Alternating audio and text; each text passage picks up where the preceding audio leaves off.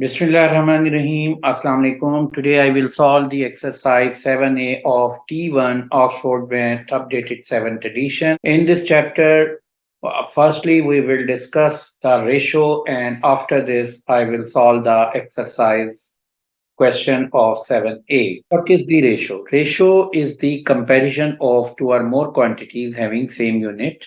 The ratio between two quantities A to B we express as A ratio B. In fraction we express A over B. इसको understand करने के लिए हम एक example लेते हैं। यहाँ पर देखें इसमें 50 स्टूडेंट्स हैं, जिसमें 23 गर्ल्स हैं, रिमेनिंग बॉयज हैं। तो बॉयज कितने हो गए? 50 माइनस 23, 37 बॉयज हैं। और रेशो लेनी है, ratio of the number of boys to number of girls, यानी बॉयज रेशो गर्ल्स लेनी है। बॉयज हो गए हमारे पास 37, गर्ल्स हो गई हैं 23। तो रेशो हम लिखेंगे 37 रेशो 23, और फ्रैक्शन में इसको लिख लेंगे 37 ओवर 23। इस तरीके से हम इसको एक्सप्रेस करते हैं। अब हम इसको डिटेल से अंडरस्टैंड कर सकते हैं डिफरेंट क्वेश्चन से। अब हम एक्सरसाइज 7A को स्टार्ट करते हैं। एक्सरसाइज 7A का क्वेश्चन 1 है, simplify each of the following ratios. Part A 1.5 kg ratio 350 gram, 1.5 kg ratio 350 ग्राम। सबसे पहले आपने इनमें इनकी यूनिट्स को सेम करना है। अगर यूनिट सेम होंगी तो फिर ही हम कंपैरिजन स्टार्ट करेंगे। तो यूनिट सेम करने के लिए देखें कि यहाँ पर फर्स्ट क्वांटिटी की यूनिट दी हुई है किलोग्राम में और इधर दी हुई है ग्राम में। तो हम ने किलोग्राम को ग्राम में कन्वर्ट कर लेंगे। कोशिश करें कि बिगर से स्मॉलर यूनिट में कन्वर्जन करें। उसकी रीज़न ये होती है, बिगर से स्मॉलर में जब हम जाते हैं तो मल्टीप्लाई करते हैं, जो कि इसकी कन्वर्जन ईजी होती है। तो देखें, किलोग्राम को किलोग्राम में जब हम बनाएंगे तो हम क्या करेंगे, 1000 से मल्टीप्लाई कर लेंगे। तो इसको हम 1000 से मल्टीप्लाई कर लें तो ये किलोग्राम से क्या हो जाएगा, ग्राम में आ जाएगा। तो हम यहाँ लिख लेंगे 1.5 इंटू 1000 ग्राम रेशो 350 ग्राम। अब आप देखें ग्राम ग्राम से कैंसिल हो जाएगा, तो इसको मल्टीप्लाई कर लें 1.5 को 1000 से, तो ये हो गया 1500 रेशो 350। अब आपने इन दोनों नंबर्स को सेम नंबर से डिवाइड करना है, सेम ऐसा नंबर जो जिससे ये दोनों नंबर डिविजिबल हों। देखें यहाँ पर ये 10 से डिविजिबल है, तो हम यहाँ लिख सकते हैं डिवाइडेड बाय 10। तो जब आप डिवाइडेड बाय 10 करेंगे तो ये आ जाएगा 150 रेशो 35।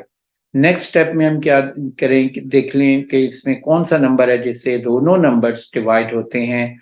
तो आप नोट करें कि 5 से डिविजिबल है, तो हम डिवाइडेड बाय 5 नेक्स्ट स्टेप में कर देंगे।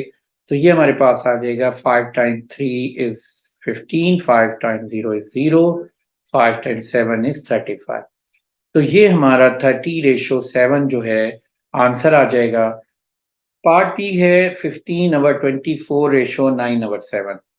इसको सिंप्लीफाई करने का तरीका क्या है कि सबसे पहले आप क्या करें कि इस नंबर्स में जो डिनोमिनेटर में नंबर आ रहे हैं उनका एलसीएम ले लें। अब हम 7 और 24 का एलसीएम लेंगे, तो वो 7 time 1 is 7, 24 written as it is. तो आप देखें इसका जो एलसीएम आ गया है 7 मल्टीप्लाई 24, तो ये आ रहा है 148। तो अब इस नंबर, इस फ्रैक्शन को 148 से मल्टीप्लाई कर लेंगे। यहाँ पर हम 148 कर देते हैं और नेक्स्ट नंबर फ्रैक्शन को भी मल्टीप्लाई कर लेंगे 148 से। तो यहाँ देखें 24 टाइम 7 148 होता है। यहाँ देख लें कि अगर हम 24 को डिवाइड करेंगे 148 से तो 7 आ जाएगा, और इसी तरह 7 को जब हम डिवाइड करेंगे 148 से तो ये 24 आ जाएगी वैल्यू। तो यहाँ पर देखें कि 15 टाइम 7 जो होता है वो 105 है, और 9 टाइम 24 को हम देखते हैं तो 9 टाइम 24 216 होगा। तो ये हमारे पास रेशो आ गई है। अब हम इसको देखेंगे कि वो कौन सा नंबर है जिससे ये दोनों डिवाइड होते हैं। आप नोट करें कि ये इनके डिजिट्स का सम करें, 1 प्लस 0 प्लस 5 6 आता है, जो कि 3 पर डिविजिबल है, और ये नंबर भी 3 पर डिविजिबल होगा क्योंकि इन डिजिट्स का सम जो है वो 9 है और वो भी 3 पर डिविजिबल है। तो हम यहाँ पर इसको डिवाइडेड बाय 3 कर देंगे और दोनों नंबर्स को आपने डिवाइड करना है।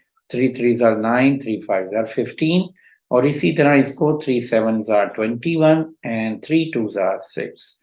और अब आप नेक्स्ट चेक करें कि ये किस पे डिवाइड होता है। ये आगे किसी नंबर पे डिविजिबल नहीं है। 35 रेशो 72 जो है हमारे पास, ये इसकी रेशो आ जाएगी। अब हम आते हैं इसके थर्ड पार्ट पे।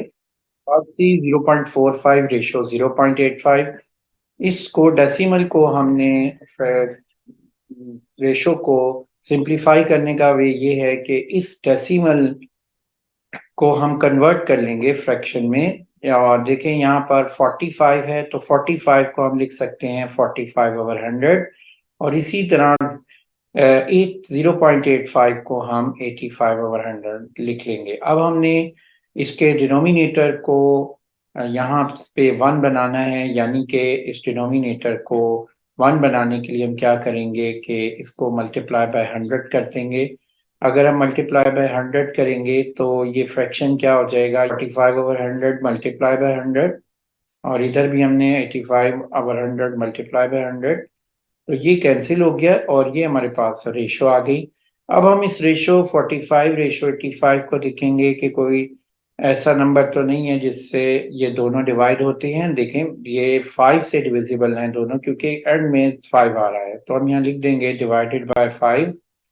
तो ये हमारे पास आंसर आ जाएगा 5 time 9 is 45, 5 time 1 is 1 and 3 carried हो जाएगा, और ये 35 हो गया। 5 टाइम 7 इज 35। तो 9 रेशो 17 जो है हमारा आंसर आ जाएगा। अब हम आते हैं पार्ट डी पे। 580 millilitre ratio 1.12 litre ratio 104 millilitre. यहाँ पर नोट करें कि यूनिट सेम नहीं है। जहाँ पर इसकी यूनिट मिलीलीटर है, इसकी लीटर है और इसकी मिलीलीटर है। सबसे पहले इन रेशोज को सिंप्लीफाई करने के लिए हम लीटर्स को मिलीलीटर में या मिलीलीटर्स को लीटर में कन्वर्ट कर लेंगे। मैंने पिछले क्वेश्चन में भी बताया था कि आप बिगर से स्मॉलर यूनिट में कन्वर्जन करें, वो इजी होता है। तो हम यहाँ लीटर से मिलीलीटर में इस क्वांटिटी को कन्वर्ट करेंगे। तो वो 1 लीटर में कितने मिलीलीटर होते हैं, 1000 होते हैं। तो हम इसको 1000 से मल्टीप्लाई कर लेंगे। तो जब हम इसको 1000 से मल्टीप्लाई करेंगे तो ये मेरे पास वैल्यू आ जाएगी 1.12 मल्टीप्लाई बाय 1000, तो ये वैल्यू आ जाएगी 1120 मिलीलीटर। और इसकी फर्स्ट रेशो क्या है, 580 मिलीलीटर, और इसी तरह थर्ड रेशो क्या थी, 104 मिलीलीटर। अब हम इसकी रेशो सिंप्लीफाई करने से पहले इसकी ये देखें यूनिट सेम है, तो मिलीलीटर मिलीलीटर्स जो हैं ये कैंसिल हो जाएंगे। तो ये हमारे पास आ जाएगा 580 रेशो 1120 रेशो 104। अब हम देखते हैं ये किस नंबर पे ये तीनों डिविजिबल हैं। 4 पे भी चेक कर लेंगे कि अगर ये तीनों 4 पे हैं तो हम 4 से डिवाइड कर लेते हैं। तो यहाँ पर देखें कि ये डिवाइडेड बाय 4 अगर मैं करूँ तो ये वैल्यू क्या आ जाएगी डिवाइडेड बाय 4 से, ये आ जाएगी 4 time 1 is 4, 1 carry, 4 time 4 is 16, 2 carry, 4 time 5 is 20। इसी तरीके से ये है 4 time 2 is 8 and 3 carry, 4 times 8 is 32, 4 times 0 is 0. Next is 4 times 2 is 8, 2 carry, and 4 times 6 is 24. तो ये हमारे पास रेशो आ गई 145 रेशो 280 रेशो 26। हमारा आंसर आ गया है। अब हम आ जाते हैं नेक्स्ट पार्ट पे। पार्ट ई 2/3 रेशो 3/2 रेशो 5/8। यहाँ पर ये देखें कि ये फ्रैक्शंस में हैं, तो रेशो को सिंप्लीफाई करने के लिए हम इन फ्रैक्शंस को ख़त्म करेंगे, यानी कि नंबर्स को होल नंबर्स में कन्वर्ट कर देंगे। तो कैसे कर सकते हैं कि हम इन तमाम जो रेशोज़ दी हुई हैं फ्रैक्शन में, उनमें जो डिनोमिनेटर है उनके उसका एलसीएम लेंगे। अब आप नोट करें कि 3 टू 8 का जो एलसीएम है वो क्या आएगा, वो हम देखते हैं। 3 time 1 is 3, 2 and 8 is written as it is, and 2 time 1 is 2, 2 time 4 is 8। तो ये हमारे पास एलसीएम आ जाएगा 3 इंटू 2 इंटू 4, 24। तो हम इन फ्रैक्शंस को 24 से मल्टीप्लाई करेंगे, जिससे ये फ्रैक्शन जो है वो कन्वर्ट हो जाएंगे होल नंबर्स में। तो यहाँ पर हम इसको 24 से मल्टीप्लाई कर लेते हैं, इस फ्रैक्शन को भी 24 से मल्टीप्लाई कर देते हैं, और सेकेंड फ्रैक्शन को भी हम 24 से मल्टीप्लाई कर लेते हैं। तो ये हमारे पास क्या वैल्यू आएगी देख लेते हैं हम। 3 time 8 is 24, 8 time 2 is 16, 2 time 12 is 24, 12 time 3 is 36, 8 time 3 is 24, 3 time 5 is 15। अब हम देखेंगे कि तीनों नंबर किसी नंबर से डिवाइड तो नहीं होते, आगे किसी नंबर से डिवाइड नहीं होता। तो हम इसको एज इट इज लिख देंगे और ये हमारा आंसर आ जाएगा। एक्सरसाइज 7A क्वेश्चन 1 का पार्ट एफ है। Simplify the ratio 0.33, ratio 0.63, ratio 1.8। तो सबसे पहले हम क्या करते हैं, इनको डेसिमल नंबर से हम इसको फ्रैक्शन फॉर्म में, यानी प्रॉपर और इन प्रॉपर फ्रैक्शन में कन्वर्ट कर लेंगे। तो इसके लिए हम यहाँ पर देखें कि 0.33 को हम लिख सकते हैं 33/100, क्योंकि इसका डेसिमल प्लेस कितना था, 2 था। इसी तरह 63 को हम लिखते हैं 63/100, क्योंकि डेसिमल के बाद 2 डिजिट्स है तो यहाँ पर 2 ज़ीरो ही आएंगे। और 1.8 में डेसिमल के बाद 1 डिजिट्स है तो ये क्या आ जाएगा, 1 ज़ीरो, यानी कि 10 आएगा। तो ये 18/10 हो गया है। अब हम इसको, इन तमाम रेशियोज़ को ऐसे नंबर से मल्टीप्लाई करेंगे कि ये तमाम रेशियोज़ होल नंबर में कन्वर्ट हो जाए। तो हम इसको अगर 100 से इन सबको मल्टीप्लाई कर लें, इन तमाम रेशियोज़ को, तो 100 मल्टीप्लाई 33/100, 100 मल्टीप्लाई 63/100, और इसी तरीके से 100 मल्टीप्लाई 18/10। तो ये हमारे पास वैल्यूज आ जाएंगी, यहाँ हम लिख लेते हैं मल्टीप्लाई बाय 100। ये देखिए 100 100 से कैंसिल हो गया है, ये 100 100 से कैंसिल, और ये 10 0 0 से कैंसिल। तो ये वैल्यू आ गई 33/63। 10 टाइम 18 कितना होता है, 180। अब हम देखें, चेक करेंगे कि ये तीनों किस नंबर पे डिविजिबल हैं। तो इसका देखें कॉमन फैक्टर इन तीनों का क्या बनता है, 3 है। तो हम इसको डिवाइडेड बाय 3 करेंगे और हम देखते हैं क्या बनेगा। 3 time 11 is 33, 3 time 2 is 6, 3 time 1 is 3, 3 time 6 is 18, 3 time 0 is 0। तो ये 11, 21, 60, ये हमारा आंसर आ गया है। तो exercise 7A question 2, find the value of a if a ratio 400 equal to 6 ratio 25। तो सबसे पहले हम पार्ट ए सॉल्व करते हैं और यहाँ पर लिख लेते हैं a ratio 400 equal to 6 ratio 25। पर इसको हम लिख सकते हैं a over 400। a ratio b हमने पीछे पढ़ा था कि इसको हम एक्सप्रेस करते हैं a ओवर b फॉर्म में। तो इसी तरह a रेशो 400 क्या होगा, a ओवर 400। इसी तरह 6 रेशो 25 को हम लिख सकते हैं 6 ओवर 25। अब हमने a की वैल्यू फाइंड करनी है, तो 400 जो लेफ्ट से राइट पे चला जाएगा और ये वैल्यू हो जाएगी 6 ओवर 25 मल्टीप्लाई बाय 400। और यहाँ पर हम इसको सिंप्लीफाई कर लेते हैं। 5 time 5 is 25, 5 time 8 is 40, and 5 time 0 is 0। तो ये हमारे पास वैल्यू आ गई है 6 टाइम 80 इज 480 ओवर 5। अब हम देखते हैं कि ये मजीद सिंप्लीफाई हो सकता है, बिल्कुल हो सकता है। 5 टाइम 9 इज 45, 3 कैरिड हो गया 0 के साथ, तो 5 टाइम 6 इज 30। तो a की वैल्यू हमारे पास क्या आ गई है, 96 आ गई है। ये हमारा आंसर है। अब इसके नेक्स्ट पार्ट देखते हैं। नेक्स्ट पार्ट में क्या है कि b is given that 5b/8 equal to 2/5। तो यहाँ पर इसका हम बी पार्ट कर लेते हैं, और ये बी पार्ट में हम यहाँ लिख लेते हैं रेशो 5b/8 इक्वल टू 2/5। तो बी पार्ट में नोट करें कि हम इसको क्या लिख सकते हैं। फ्रैक्शन में हम लिख सकते हैं 5b/8 इक्वल टू 2/5। तो ये जहन में रखिएगा कि आपने जो फर्स्ट वैल्यू है वो न्यूमरेटर में आएगी और सेकंड जो है डिनोमिनेटर में आएगी। तो अब हमने बी की वैल्यू फाइंड करनी है। तो क्या करेंगे कि बी के साथ 5/8 जब दूसरी तरफ जाएगा तो क्या हो जाएगा, 8/5 हो जाएगा, क्योंकि यहाँ 5 मल्टीप्लाई हो रहा है तो दूसरी तरफ जाके डिवाइड होगा, और जो डिवाइड हो रही है वैल्यू बी से वो मल्टीप्लाई हो जाती है। तो ये हमारे पास 2/5 दूसरी तरफ जाकर हो गया है 8/5, और ये वैल्यू आ जाएगी हमारे पास 16/25। ये बी का आंसर आ जाएगा।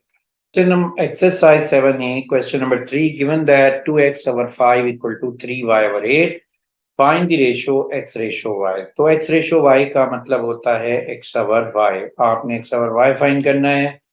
तो हम सबसे पहले क्या करेंगे कि x को में जो कॉफिशेंट है 2/5, इसको हमने 1 बनाना है। तो हम 2/5 को 1 कैसे बना सकते हैं कि अगर हम इस पूरी फ्रैक्शन को 5/2 से लेफ्ट साइड पे भी मल्टीप्लाई कर दें और राइट पे भी मल्टीप्लाई कर दें, इससे फ्रैक्शन पे कोई फर्क, इससे इक्वेशन पे कोई फर्क नहीं पड़ेगा। 2 2 से कैंसिल हो गया है, 5 5 पे कैंसिल हो गया है। तो ये हमारे पास वैल्यू आ जाएगी 5 टाइम 3 इज 15, 8 टाइम 2 इज 16। अब ये वैल्यू आ गई है x इक्वल टू 15/16 y। हमें x/y चाहिए, तो हम क्या करेंगे, दोनों साइड पे y से अगर मैं डिवाइड कर दूं तो आपके पास x/y की वैल्यू आ जाएगी और इक्वेशन पे कोई इफेक्ट नहीं होगा। तो ये y से डिवाइड हो गया। तो x/y को की रेशो क्या बनेगी, इसको हम लिख सकते हैं x/y, और ये आ जाएगी 15/16। तो ये हमारा आंसर आ गया है। Exercise 7A, question number 4. There are 14 boys, 25 girls in a school badminton team. Find the ratio of number of boys to number of girls. तो पार्ट ए में हमने रेशियो फाइंड करनी है बॉयज टू गर्ल्स। तो boys to girls का मतलब है boys, number of boys ratio number of girls.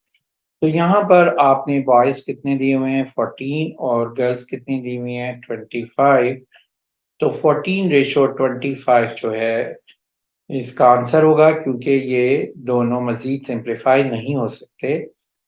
अब हम आ जाते हैं पार्ट बी पे, और पार्ट बी में है number of girls to total number of players. तो यहाँ हम लिख लेंगे प्लेयर्स। तो number of girls ratio total players.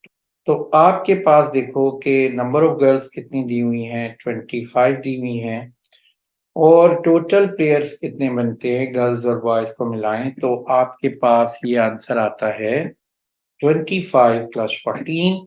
तो अब हम इसको लिख लेते हैं 25 रेशो 39। तो ये हमारा आंसर आ गया है। एक्सरसाइज 7A का क्वेश्चन नंबर 5 है। A total of 3600 athletes participated in 2010 Youth Olympic Game. There were 20,000 volunteers who helped during the games. Find the ratio of the number of athletes to the number of volunteers. यहाँ पर देखें कि question 5 में हमने ratio find करनी है number of athletes में।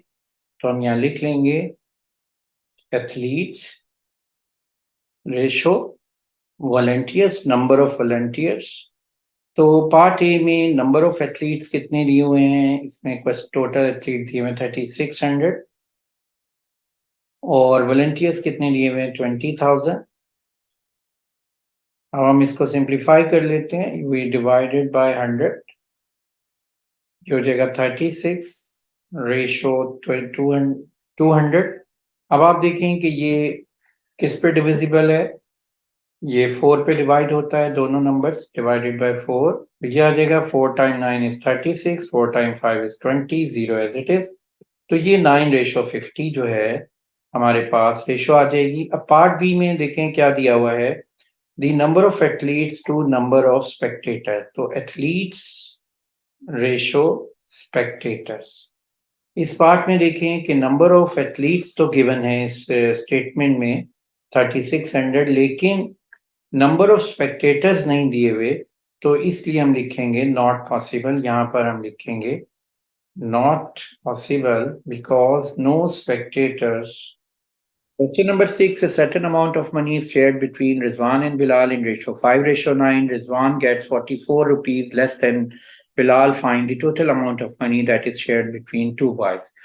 यहाँ पर नोट करिए कि यहाँ पर जो रिजवान और बिलाल के शेयर्स दिए हुए हैं वो रेशो दी हुई है 5:9। हम इसके एक्चुअल शेयर वैल्यू को फाइंड करना है, तो हम इसकी एक्चुअल शेयर वैल्यू को फाइंड कैसे कर सकते हैं कि हम वो वैल्यू फाइंड करेंगे जिससे इन शेयर्स को डिवाइड किया गया है जिस वैल्यू से, तो ये हमारे पास रेशो आई है। तो वो वैल्यू जिससे इनके एक्चुअल शेयर्स को डिवाइड किया गया है वो बेसिकली एचसीएफ होता है इन दोनों शेयर्स वैल्यू का, और उस नंबर से जब हम डिवाइड करते हैं तो ये रेशो आ जाती है। अगर हम वो वैल्यू जो है एचसीएफ की वैल्यू को हम लेट कर लेते हैं X, let X be the HCF of Rizwan and Bilal share, तो हमारे पास जो रिजवान की शेयर बनेगा, लेट रिजवान शेयर, तो वो क्या हो जाएगा 5x हो जाएगा। और इसी तरह जो बिलाल का शेयर है वो इस एचसीएफ को इस 9 से मल्टीप्लाई करने से हमारे पास बिलाल का शेयर हो जाएगा 9x। इसको अंडरस्टैंड करते हैं कि ये कैसे, मैंने एचसीएफ से जब मैं मल्टीप्लाई करता हूँ उसकी एक्चुअल शेयर रेशो को, तो कैसे एक्चुअल वैल्यू हमारे पास आती है। सपोज अगर हमारे पास एक्चुअल वैल्यू जो है रिजवान और बिलाल की वो 500 और 900 है, तो इन दोनों शेयर वैल्यूज का जो एचसीएफ है यानी कि वो हाईएस्ट कॉमन फैक्टर जो है वो 100 है, जिससे अगर हम इसको डिवाइड करें ये, तो हमारे पास ये 5:9 आ जाता है। अब यहाँ पर नोट करें कि अगर मैं इस 100 से इनको मल्टीप्लाई करूं तो मेरे पास वो एक्चुअल वैल्यू आ जाएगी। इसी तरह अगर रिजवान और बिलाल के शेयर का के जो वैल्यू का एचसीएफ है वो एक्स हो, तो हमारे पास जो रिजवान के शेयर बनेगा वो 5x होगा और बिलाल का शेयर बन जाएगा 9x। नोट करें कि Rizwan gets 44 less than Bilal. तो रिजवान की जो अमाउंट है वो है 5x और बिलाल की जो एक्चुअल अमाउंट बन रही है वो है 9x। तो इसकी जो अमाउंट है वो 44 लेस देन है किससे, बिलाल के शेयर से। इसका मतलब ये है कि इन दोनों का जो डिफरेंस आएगा वो कितना आएगा, 44 आ जाएगा। अब हम इसको सिंप्लीफाई कर लेते हैं, 9x minus 5x equal to 4x, तो 4x इक्वल टू 44 और x इक्वल टू क्या आ जाएगी 11 आ जाएगी वैल्यू। 44 ओवर 4 कितना होता है 11 होता है, तो हम यहाँ लिख लेते हैं 44 डिवाइडेड बाय 4, तो 11 आंसर आ गया है। लेकिन हमारे पास जो टोटल अमाउंट है वो क्या बनेगी, टोटल अमाउंट बनेगी तो 5x प्लस 9x, तो ये वैल्यू बनती है हमारे पास 14x, और ये बनेगी 14 मल्टीप्लाई x की वैल्यू है 11, तो यहाँ पर आ जाएगी 154 पाक रुपीज। तो हम यहाँ लिख देते हैं पाक रुपीज 154, ये हमारा आंसर आ गया है।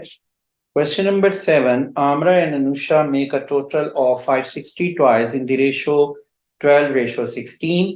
Find the number of toys Anusha make. तो हम यहाँ फर्स्ट पार्ट स्टार्ट करते हैं। सबसे पहले तो यहाँ पर हमारे पास आमरा की रेशो दी हुई है और अनुषा की रेशो दी हुई है, और वो रेशोज क्या हैं 12:16। तो ये हम लिख लेते हैं 12 और इसको सिंप्लीफाई कर लेते हैं, ये आ जाएगी 4 times 3 is 12 and 4 time 4 is 16। तो इन रेशोज को अगर आप नोट करें कि हम actual number of toys find करना चाहते हैं, तो उसके लिए हम लेट कर लेंगे कि आमरा ने कितने टॉय मेक किए हैं, तो हम लिख लेंगे लेट आमरा मेक्स ट्वाइस, और इसी तरह यहाँ पर हम लिख लेंगे अनुशे मेक्स ट्वाइस। तो आमरा के जो मेक ट्वाइस हैं और अनुशे के जो मेक ट्वाइस हैं, हम उसको इन रेशोस को इसके जो एक्चुअल नंबर ऑफ टॉयज जो इन्होंने बनाए थे और उससे जब हमने हाईएस्ट कॉमन फैक्टर से वो एक्चुअल नंबर ऑफ वैल्यूज को डिवाइड किया, तो ये हमारे पास वैल्यू आ गई। तो हम लेट कर लेते हैं कि x be the HCF value of अनुशे एंड आमरा ट्वाइस वैल्यू।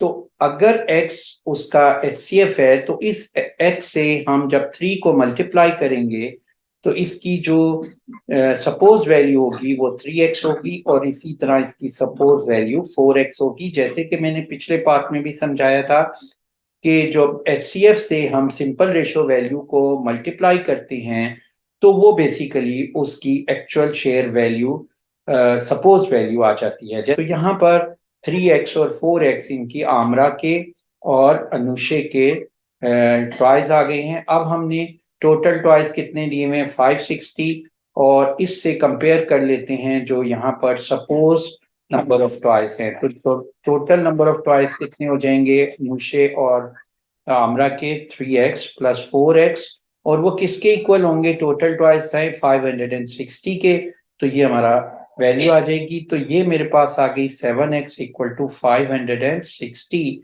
तो ये ट्वाइस टोटल ट्वाइस जो हमारे x जो बन रही है वैल्यूज वो आ रही है हमारे पास 560 डिवाइडेड बाय 7, तो ये आ गए हैं 80 ट्वाई। अब हमने फाइंड क्या करने हैं number of Anusha twice makes, तो हम क्या करेंगे कि इसको लिख लेंगे कि अनुशे ट्वाइस 4x, तो ये हो जाएगा 4 मल्टीप्लाई बाय 80, तो ये हमारे पास आ गई वैल्यू 320, और ये आंसर आ गया। Part second, the amount of money Amra earns if she is paid Pak rupees 165 for each twice.